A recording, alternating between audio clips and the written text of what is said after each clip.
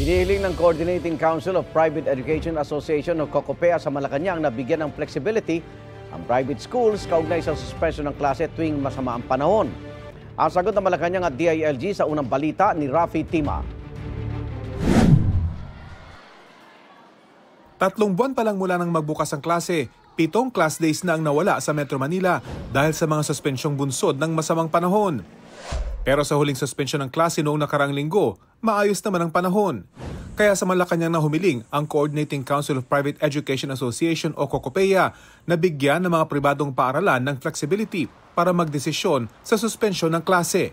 Remember, we're still catching up because of the pandemic. Meron tayong learning crisis. No? So, ang epekto nito bukod sa kinukulang ng ating mga class days, nai-stress ang mga estudyante because they're playing catch-up. Noon pa man may kapangyarihan ng mga paaralang magsuspende ng klase kung kailangan. Pero hindi nito maaaring bawiin ang suspensyon kung galing na sa DILG na inatasan ng Malacanang na magsuspende ng klase at opisina sa gobyerno simula nitong Hulyo.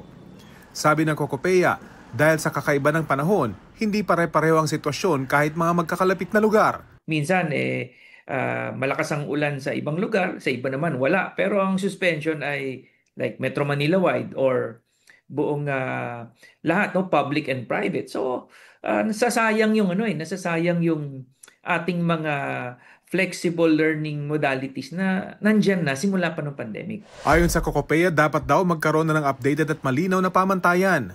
Kung dati kasi nakabase ito sa typhoon storm warning signal, ngayon pwedeng masuspindi ang klase kahit walang bagyo. Ang concern namin is really consistency lang.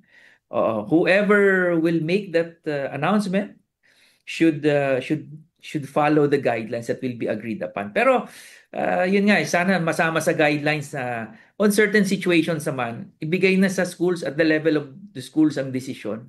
Ang Malacanang bukas naman daw sa panukala. I-recommenda po to sa NDRRMC. Ang DILG naman, bukas daw na payagan ng online classes kapag inanunsyo ang class suspension dahil sa sama ng panahon.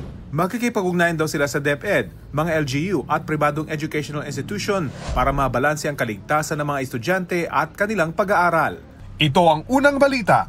Rafi Tima para sa GMA Integrated News.